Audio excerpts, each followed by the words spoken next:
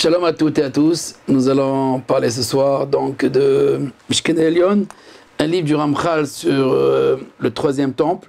Donc on va introduire ce livre et voir donc la véritable nature et fonction du troisième temple, à la différence donc du premier et du second temple de Jérusalem. Donc voilà, on va commencer déjà avec un midrash pour introduire donc cette introduction du Ramchal sur Mishkene Elyon, encore une fois les temples suprêmes ou le temple suprême, à propos donc du troisième temple, la prophétie donc d'Ézéchiel. Voilà, donc nous allons tout de suite voir cette introduction. Et au début donc un midrash, le midrash Tanchuma. Le midrash Tanchuma donc sur ce Agedet Bet Israël et à Bait Vikalmu Me'avonotehem Umadedu et Tochnit Amar Yechezkel Lifnei HaKadosh Ribono Shel Olam Ad Arshav Anachnu Netonim Bagola Ve'ata Omer Lalechet Ulodia l'Israël Tzurat HaBait.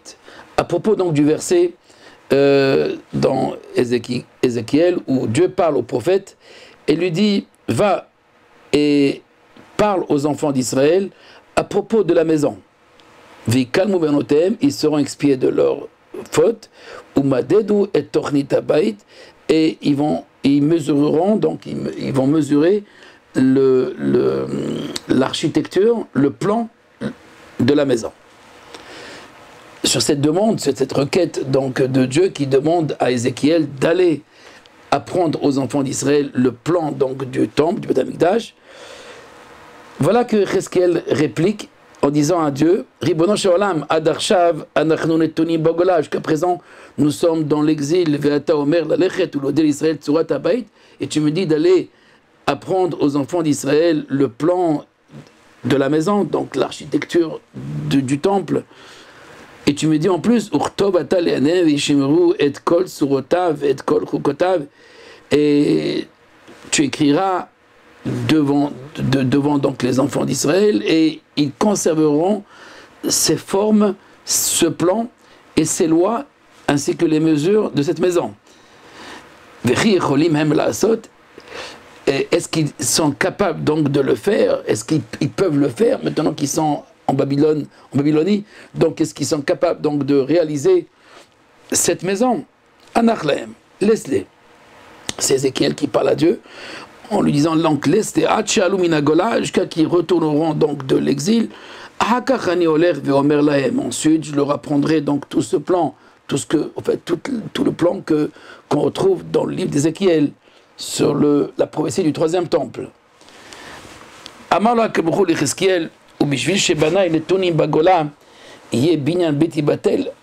Qu'est-ce que tu penses, Ézéchiel? Parce que mes enfants sont en exil, alors la maison serait, donc ma maison serait annulée. Amar lo akebru Gadol kriyata kevidana. Le fait d'étudier et de lire le plan de la maison comme si cette maison est construite. Lechemor lahem, va leur raconter, va leur dire. Vitasku likrot surat habayit vatorah, et d'apprendre le plan, donc l'architecture et le sens bien sûr de ce plan dans le texte de la Torah. Et en récompense de cette lecture et de cette étude,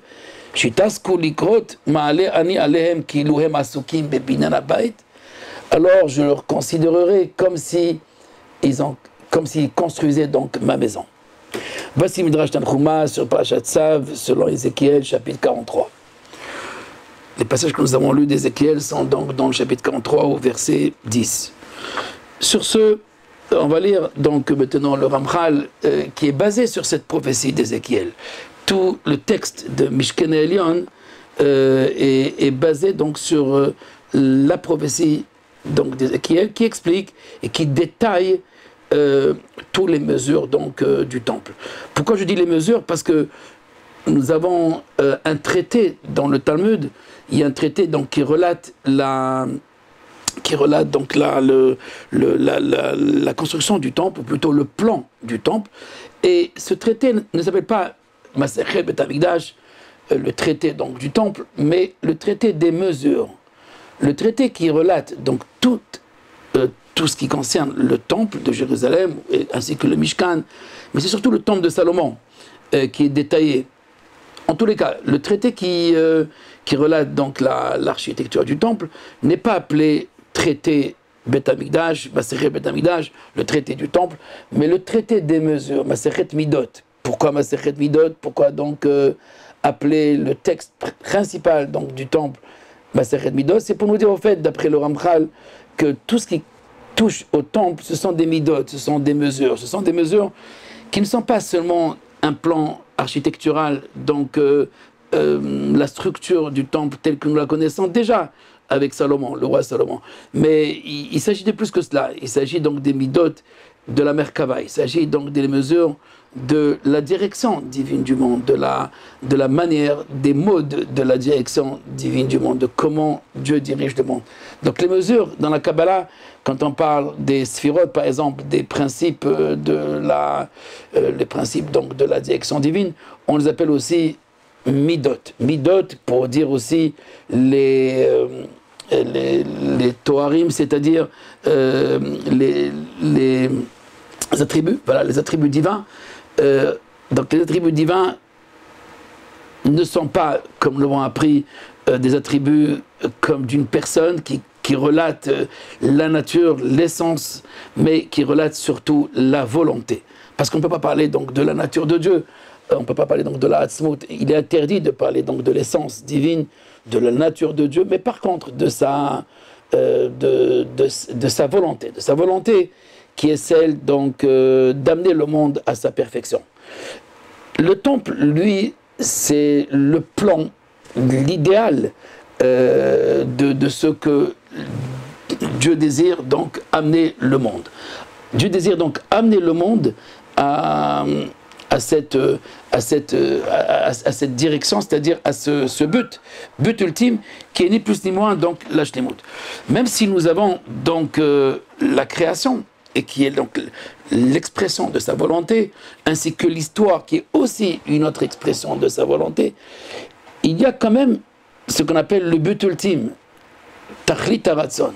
Ce Tachlit Haratzon, ce but ultime de sa volonté, il n'est pas exprimé ou on ne le voit pas en attendant, c'est-à-dire au milieu de l'histoire, au milieu du film, on ne voit pas donc le but.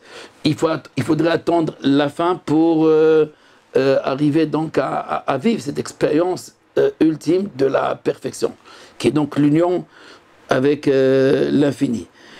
Ceci dit, qu'en attendant, Dieu a donné ce plan, il a révélé ce plan, l'Éternel révèle donc ce plan ultime qui correspond donc à l'idéal de ce qu'il attend du monde. Donc le temple lui-même, c'est l'histoire du monde.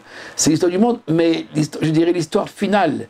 L'histoire finale. Donc on anticipe sur l'histoire finale. C'est un peu comme si quelqu'un connaît le projet, voit le projet, vit le projet, mais vit le but du projet. Donc il est accompagné du but, et pendant cette action, donc quand il est à l'intérieur de l'histoire, il a en face de lui donc cette plénitude, ce but final, et donc il est animé par la force même de la force même donc du but. C'est justement quand on a le but en face, quand on connaît donc cette finalité, pas la fin, mais cette finalité de l'histoire, alors on peut vivre autrement les moyens, c'est-à-dire l'intermédiaire, les moyens et cet espace qui est avant donc cette finalité. Pour ne pas, non pas seulement désespérer, mais ne pas se perdre dans ce brouhaha et dans ce tohubohu, dans ce labyrinthe de l'histoire, et aller directement vers ce but. C'est cela donc le but de ce que nous venons de voir maintenant sur le Midrash Tanchuma, où l'Éternel dit, c'est pas parce qu'il n'y a pas de temple où mes enfants ne sont pas capables maintenant de construire le temple parce qu'ils sont en exil que ma maison va être annulée. Ma maison va être annulée, à savoir où le plan ne sera pas révélé. Parce que c'est d'abord un plan. La maison, c'est d'abord un plan. C'est pour ça que dans le traité Masechet Midot, le traité donc des mesures, il appelle donc le temple les mesures. Les mesures de quoi? De la direction. Les mesures de comment? Les mesures, c'est-à-dire les shiurim, shiurei marshava, les mesures de la pensée divine s'expriment dans les événements. Donc, il ne s'agit pas d'un espace quelconque, il ne s'agit pas d'une maison pour abriter Dieu, parce qu'au moment, dans notre paracha, Parashat Trouma, au moment où Dieu dit « Va sous les Migdash », ils me feront un sanctuaire et j'habiterai parmi eux, même s'il n'est pas écrit à l'intérieur de ce temple. Mais le fait de demander que l'Éternel demande de construire un temple, Moïse, le premier prophète, le grand prophète, se pose la question, est-ce que Shamaïm Baaretz, les cieux et la terre ne peuvent pas te contenir. Ni les cieux ni la terre ne peuvent te contenir. Et tu me demandes de leur dire de construire un temple.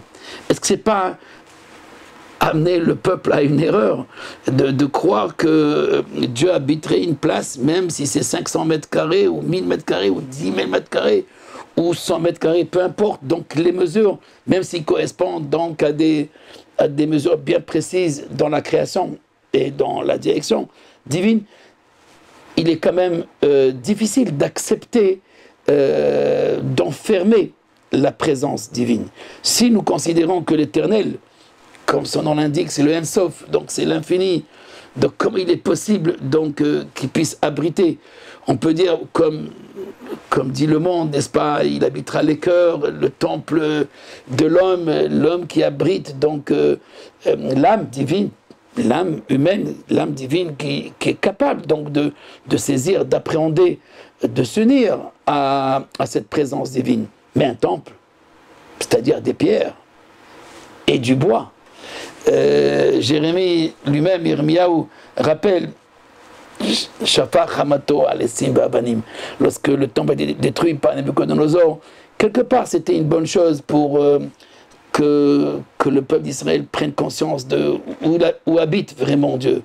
Et à ce moment-là, Jérémie le rappelle, il a versé sa colère sur le bois et sur la pierre. Donc ni pierre ni bois, même si le temple est construit avec du marbre, de la pierre et du bois. Cependant, tout cela, c'est le décor.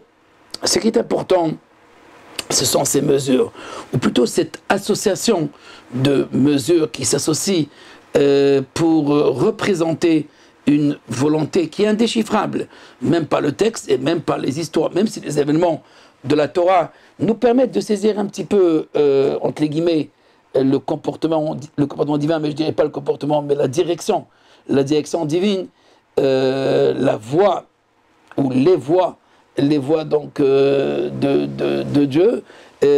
Cependant, il y a dans le temple non pas l'histoire au présent, c'est-à-dire ce qui se passe, les disputes, les confrontations, telles que nous les retrouvons dans la Torah, que ce soit avec Abraham et Sarah, avec Agar, Isaac et Esav, Isaac et Jacob, Rivka et Jacob. Tout cela, bien sûr, ne sont pas uniquement des histoires pour nous rapporter une chronologie, mais beaucoup plus que cela, c'est pour nous rapporter, au fait, le fond d'une histoire, le fond plutôt, le très fond d'une volonté qui s'habille dans l'histoire. Parce que l'histoire elle-même, c'est le malbouche, c'est l'habit donc de cette volonté. Azra et Sapera. Donc Dieu raconte sa volonté à travers l'histoire. Les Sphirot, c'est aussi le Sefer, c'est aussi le Sipour, c'est-à-dire c'est le compte, c'est le nombre, c'est la gradation, le nombre, et aussi surtout l'histoire. Donc l'histoire qui révèle donc sa volonté. Mais plus qu'encore une fois que les histoires, il y a, comme je disais tout à l'heure, les mesures. Définitivement, qu'est-ce qu'elles représentent? Non pas quelque chose comme moyen pour arriver. Donc, comme je disais tout à l'heure, les histoires, bien sûr, enferment des secrets donc, de la volonté de Dieu. Mais ils sont en confrontation avec la multiplicité, avec le nombre, avec le nombre, voilà exactement, avec le nombre, avec les personnes, avec les âmes, et il y en a toutes sortes, et ils sont antinomiques, et ils sont paradoxales, etc. Par contre, dans le temple, il y a une harmonie. Il y a une harmonie où tout s'associe, où tout se relie, tout s'attache. Donc, si dans les histoires de la Torah, comme j'ai rapporté tout à l'heure, que ce soit de Sarah, ou que ce soit de Rivka, ou peu importe, ou Korach contre Moïse, ou Caïn contre Abel, tout cela ne montre pas une harmonie, montre une confrontation, une opposition, et qui finit par se dénouer. Mais on ne connaît pas la fin de l'histoire. On passe à autre chose très vite. Si on prend juste l'histoire de Noé, il y a donc l'Éternel qui demande à Noé donc, de construire une arche, de faire entrer donc les animaux et sa famille, et voilà, le déluge, tout était détruit. Et après, qu'est-ce qui s'est passé? Bon, il y a une continuité, c'est vrai, il y a une chronographie, donc une continuité de l'histoire, mais on ne saisit pas cette continuité au niveau donc de la dimension de la voix de Dieu, à savoir, on ne voit pas à quoi cela rime, vers où on va, même si dans la Bible, on peut trouver bien sûr une certaine harmonie, et les commentateurs sont nombreux pour expliquer donc les rapports, les relations entre les sidrotes, entre les sections, entre les différentes sections des parachiotes, une paracha après une autre, et on ne voit pas toujours la relation qui relie les sections et les événements. Cependant, ce qui est certain, c'est que il y a une trame qui nous échappe.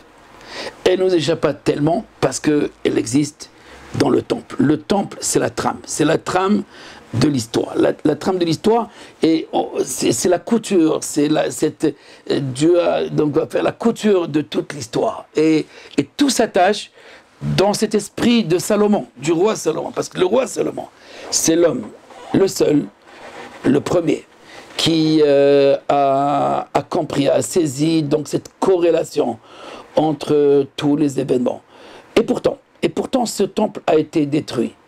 Il y avait une place au mal, une place que Salomon n'a pas pu saisir, ou plutôt réparer, et surtout intégrer. Parce qu'il n'a pas intégré cette dimension du mal que Babylone, avec Nebuchadnezzar, Nabucodonosor et Nebuzaradan, ont détruit le temple, et plus tard Titus.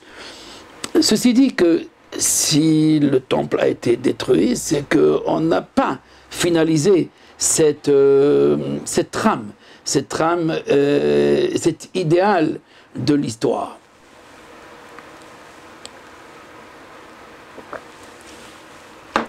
Nous allons donc tout de suite, voilà, comme introduction, nous allons lire le texte pour ceux qui ont le livre Mishkan Elyon.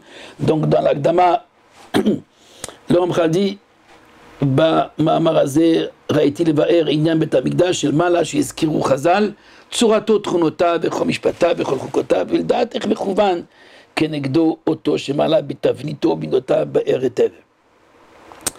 Voilà, donc je vais t'expliquer, dit le Ramchal, la structure du temple, le plan, ainsi que ses lois et à quoi ils correspondent, et comment donc il est en parallèle exactement, comme on dit, echad al echad, un sur un, donc c'est les mesures exactes telles que se trouve le plan suprême. Dans le titre lui-même, Mishkan Elyon, en parlant donc du temple suprême, c'est le plan suprême. Donc le plan suprême, le plan révélé, le plan caché que le temple, il n'est plus caché, il est révélé maintenant. Et toi, prends garde donc à lire exactement et à étudier et analyser chaque mot.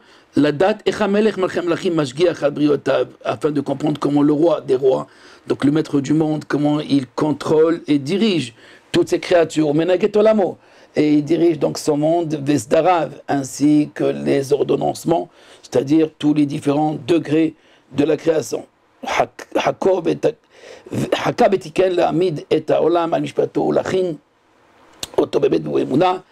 Ainsi, il a établi son monde d'une manière juste et avec des lois qui sont justes, fidèles à sa pensée.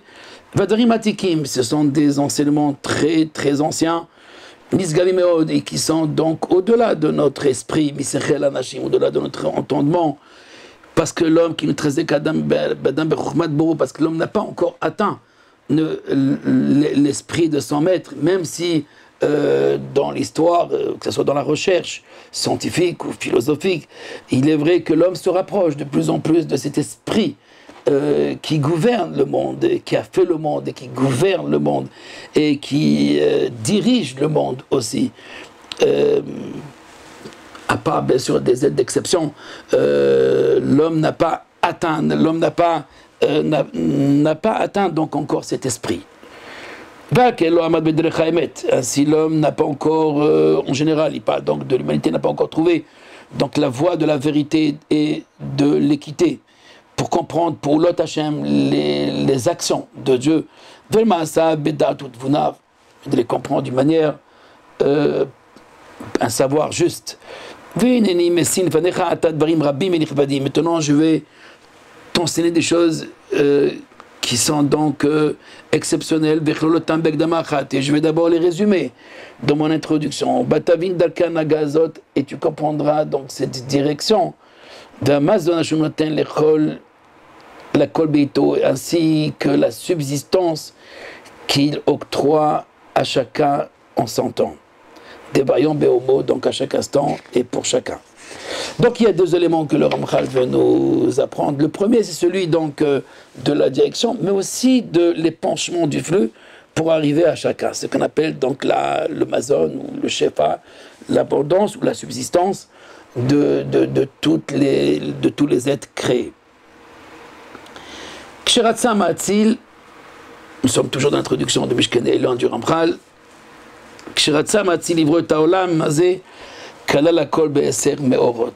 Lorsqu'il a créé le monde, l'Éternel n'a pas encore de nom, on ne lui donne pas de nom, parce que de toute façon, quand on parle de l'Éternel à ce niveau-là, avant la création, donc c'est pas le terme donc de Elohim ou de Dieu, mais surtout de l'émanateur. Ça se dit pas en français, mais bon, celui qui émane, celui d'où émanent donc toutes les sources, toutes les forces aussi bien de la création que de la direction. C'est ce qu'on appelle les séphiroth. Ces forces, l'Amchal les appelle les Sameorot, Shemehem Yatsou Kol Anivraim. Ces luminaires ou ces forces, donc ces émanations, desquelles vont sortir, vont être extirpées, vont sortir toutes les créatures. Donc des plus hauts jusqu'au plus bas. Kanafim, comme des ramifications, comme des ramifications des branches qui sortent donc de l'arbre.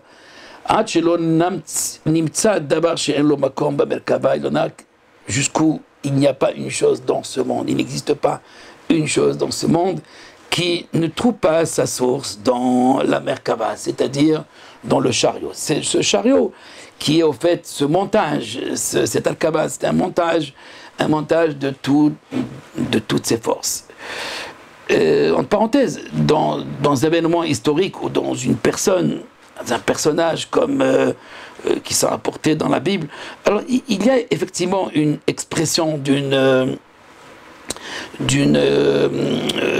émanation ou d'une force. Par exemple, les kabbalistes, quand ils parlent d'Abraham, ils parlent du Hesed, ils parlent de la bonté. Ils parlent de la bonté, même de la compassion, donc d'Abraham Avinu, par rapport aux créatures, par rapport aux autres. Mais il n'y a pas que la bonté chez Abraham, mais d'abord, il y a cette idée donc, de la bonté. Quand on parle d'Isaac, c'est surtout la rigueur, la gvoie. On n'est pas dans la Merkaba, on est dans des éléments de la Merkaba. Des personnages ne correspondent pas à la perfection, ils ne correspondent pas à tout ce montage. Ils correspondent à une idée, c'est-à-dire à une émanation. Et c'est seulement le montage, l'union de toutes ces forces, aussi bien des patriarches, aussi bien je dirais, de tout ce qui existe, de toutes les créatures, où on peut parler donc d'une perfection, on peut parler donc d'une expression de la perfection. Mais voilà, on n'est pas capable donc de réunir même pas 10 personnes ou 100 personnes, imaginez 1000 personnes pour réunir 1000 personnes et 10 000 personnes et 1 million et des milliards de personnes. Mais ce n'est pas seulement des personnes, ce sont aussi des astres. C'est aussi des anges. C'est aussi donc beaucoup d'aspects de la création. Donc comment relier tout cela? Le roi Salomon, par sa sagesse, a réussi.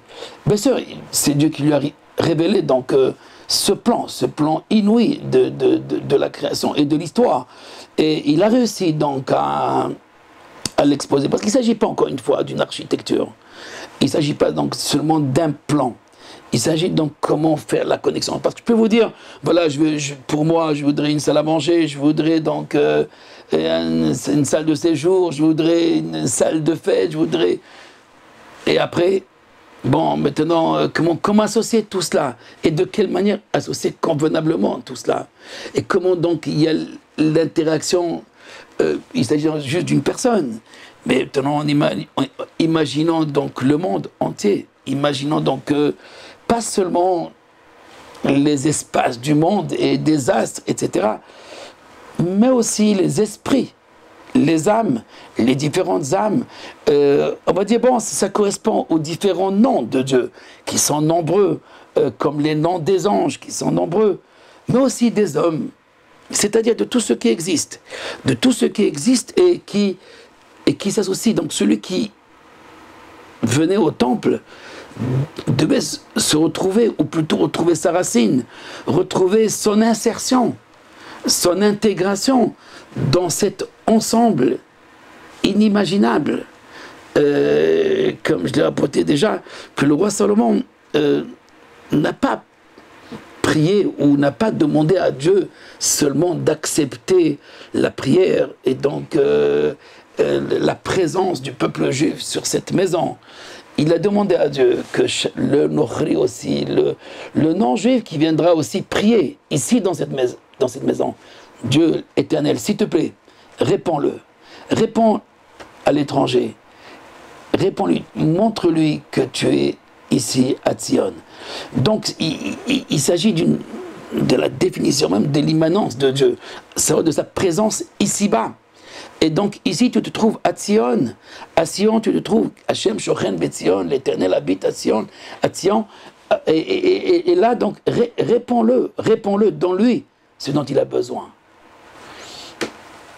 Les prophètes parlent aussi des peuples, des nations qui ne viendront pas pour la fête des tabernacles, donc de Sukkot, qui ne viendront pas dans le temple, c'est un rapport avec le temple, qui ne viendront pas donc glorifier l'Éternel dans le temple de Jérusalem, n'auront pas la pluie cette année-là.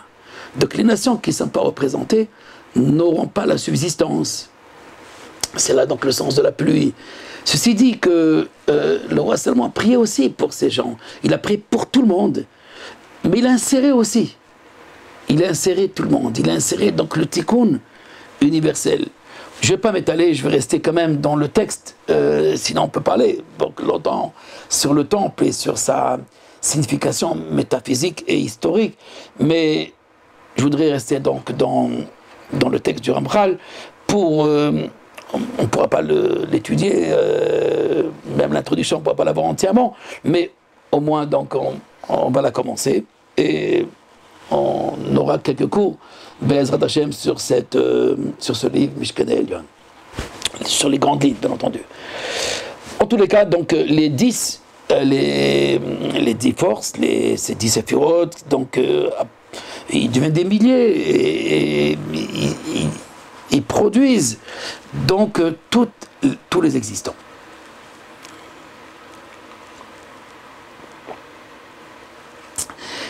המאור האחרון שבהם, והמאור האחרון שבהם הוא נקרא השכינה, ושם נשרשו כל הנמצאים, והבן מאוד.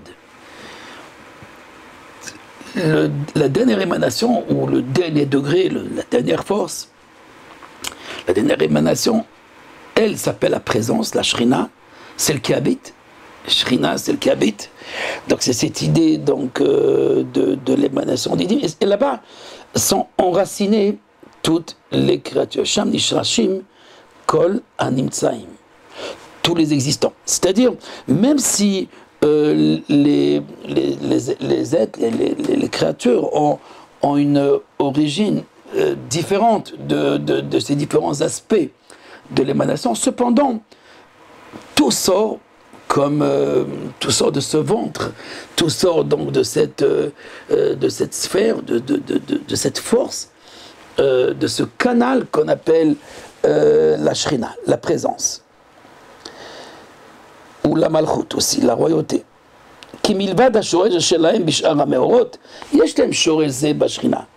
Donc les êtres, en dehors de la racine qu'ils possèdent dans les différentes forces, ils ont aussi une racine, mais c'est ce qui le relie donc à la subsistance, c'est qui relie donc à la réalité, à la Metsiout, donc à la réalité.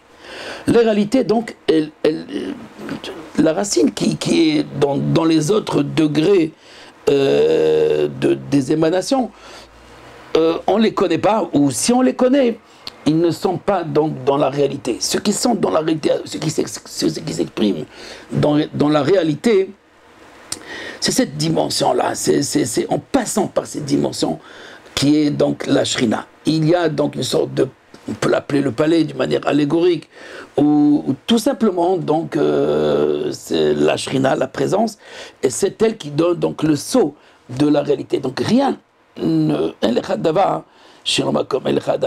pas un homme qui n'a pas son heure, il n'y a pas une créature, il n'y a pas une chose qui n'a pas sa place. Sa place, c'est ici, dans cette place métaphysique, qui est donc la source, la véritable source de ce qui existe. Personne ne peut exister dans cette réalité, donc perçue par l'essence, sans que elle passe par... et quand je dis l'essence, c'est pas seulement l'essence physique. Donc, perçue tout simplement, si cela ne passe pas par cette dimension qu'on appelle la Shrina. C'est la raison pour laquelle Shamish Reshu Konim Saim, c'est là-bas où trouvent leurs racines toutes les créatures, tous les existants.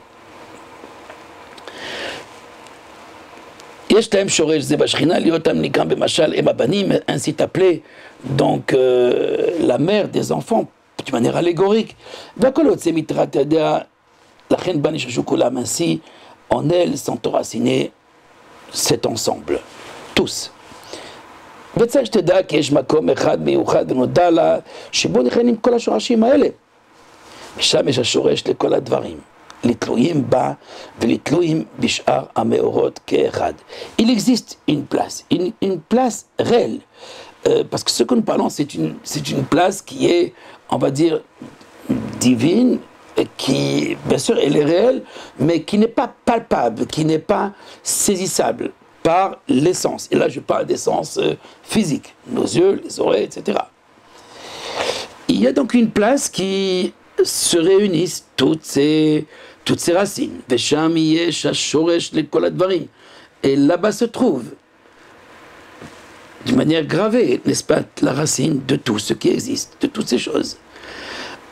Étant donc tous et toutes donc dépendants de cette émanation,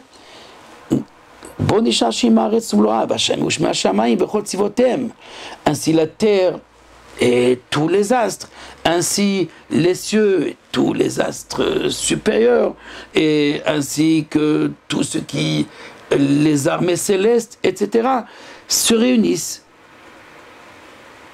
et s'attachent, même s'ils ont leur identité, mais s'attachent donc à cette émanation. En se réunissant, toutes ces racines, on parle donc des racines de tout ce qui existe. En se réunissant toutes ces racines dans un seul lieu. Alors on retrouvera au milieu une pierre, une sorte de pierre, la pierre angulaire. Cette pierre angulaire, cette pierre, elle est précieuse. Elle réunit l'ensemble de toute la beauté et de toute convoitise. Et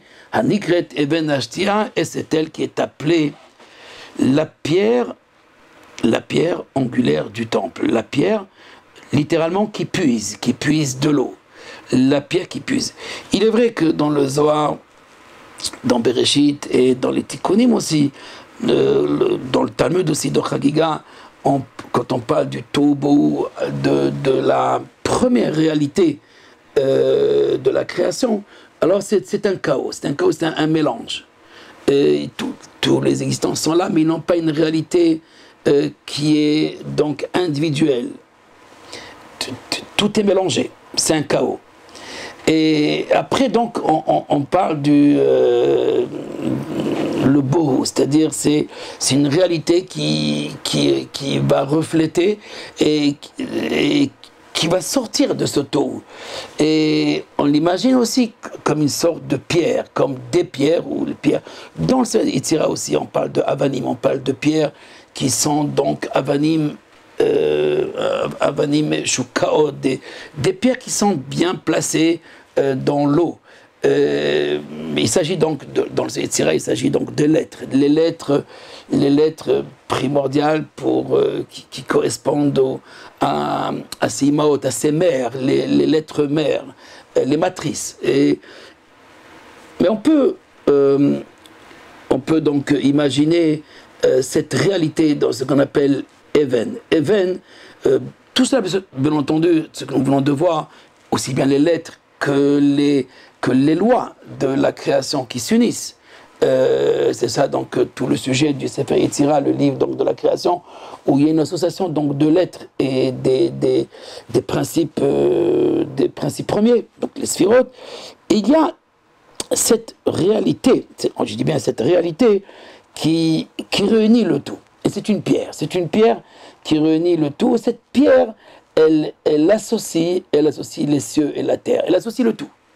C'est les plans qui se réunissent, tous les plans qui se réunissent. Toutes les réalités s'entrecroisent dans cette pierre et prennent, je dirais, comme une sorte de miroir de toute l'histoire du début jusqu'à la fin, de toutes les créatures. Et cette pierre qui reflète, donc, c'est pas l'ADN, mais la réalité, les racines de tous les existants, qui ont existé, qui existeront jusqu'à la fin. Cette pierre s'appelle la pierre angulaire sur laquelle repose le temple de Salomon.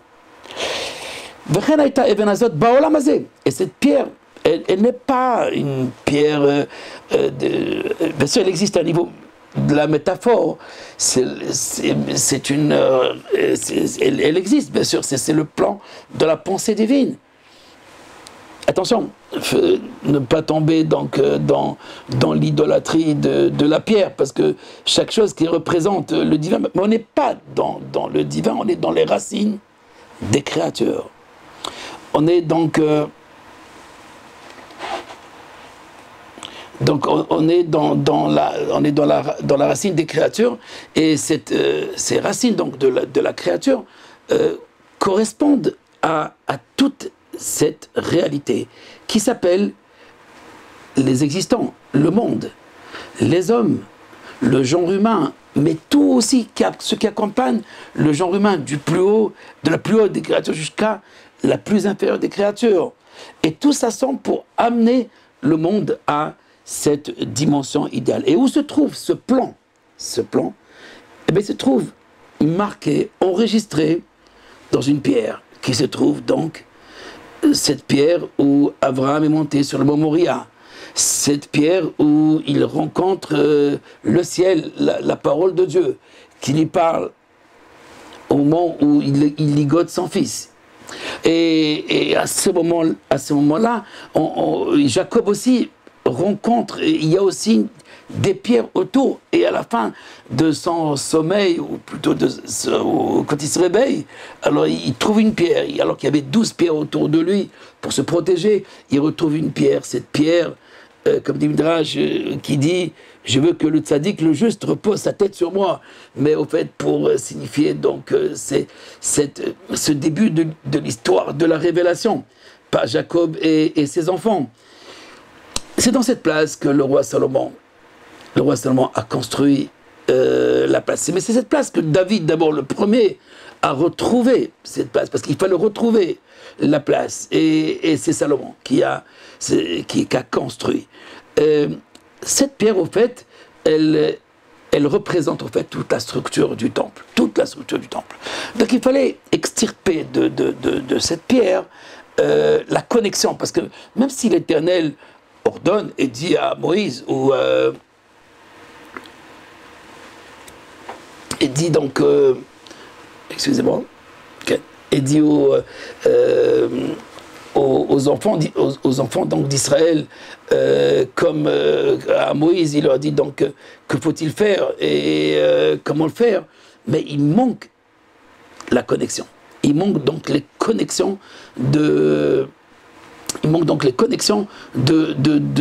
tous ces espaces, de tous ces êtres.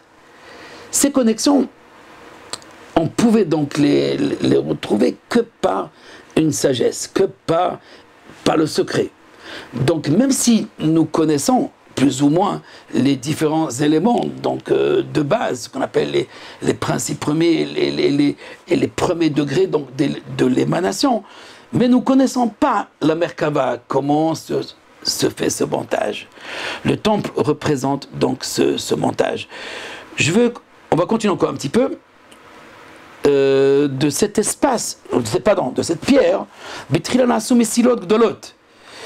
surgit donc des voies, comme des voies, donc des sillons, mesilot gdolot, des grandes voies, hemadachim, ce sont donc les chemins des créatures, des voies donc des différentes créatures, qui koulam et venim et darkam, et chacun donc correspond à une voie particulière. Et d'ailleurs, plus tard, les créatures et différentes créatures reçoivent leur subsistance aruchatam tamid aniten alahem me'et hamelech, telle qu'elle est distribuée par le roi. Donc il s'agit donc de ces voies et surtout de ces voies et donc des interactions de ces voies. Les shvilim האלה הם חקר במספר, כי בהם נשרשו כל הדברים. Donc de ces voies, de ces grandes voies, là-bas sortiront encore shvilim rabim ktanimen, des ramifications de ces voies, donc des chemins qui sortent donc des différentes voies, de ces grandes voies, qui bam kol advarim les migado vat katan. Donc tout se retrouve soit dans les grandes voies, soit dans les petites voies, mais tout s'attache et reçoit d'une manière ordonnée donc sa subsistance. Et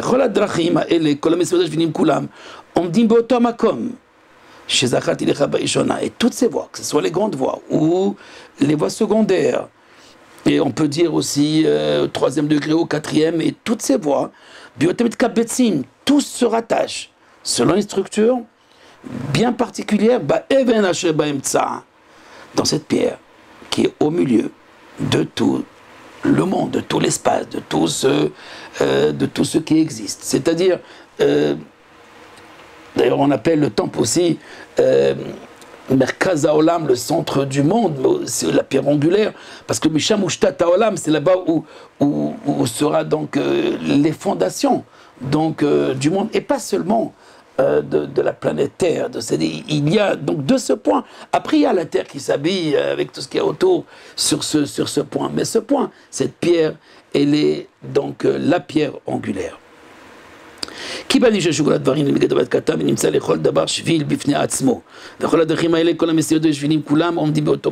tous se rattachent à cette place. Donc quand seulement tout est réuni d'une manière harmonieuse. C'est de là-bas que l'Éternel contrôle. C'est là-bas la providence. C'est là-bas où il distribue, comme une salle de machine, comme un écran qui réunit le tout. Le tout, c'est ça, donc la Merkaba, la première Merkaba, le premier chariot, le premier montage de tous les êtres dans un seul espace. Et là-bas, on peut dire qu'il les scanne, qu'il les voit tous. Et sur ce mystère, il est écrit Hamevin et Kolma, c'est de là où il a formé, il a formé tous les cœurs et il comprend, il saisit et il voit tous les actes. Kizot Even, Beleva Olam et Omedet, cette pierre se trouve au milieu, au centre du monde. Vesham Hem Kulam, Mitrabrim Benesafim, et c'est là-bas où tous se réunissent et se rassemblent. Veniskarim, et ils sont vus et visités et contrôlés, et aussi Dieu aménage tout à partir de là, de cette vision. C'est là où il voit la corrélation de tous les existants. Biskira Khat, pas une seule vision, mais à Meler du roi. Je m'arrête là. Vous allez méditer maintenant cette première étude, c'est la première page donc de l'introduction de Mishkenei Elon. Je publierai le texte en hébreu. Après, donc, nous verrons comment cette place, elle va se révéler, ou plutôt ce plan va se révéler chez quelques personnes dans notre monde, dans notre histoire, et plus tard, qui va prendre donc une forme de temple à l'époque donc de Moïse, d'abord dans le désert, et plus tard, d'une manière plus apte pour le monde, à l'époque donc de Salomon, du roi Salomon. Voilà, donc je vous souhaite une belle soirée, et je vous dis donc à bientôt, à la semaine prochaine, pour la suite donc de ce Mishkenei Elyon.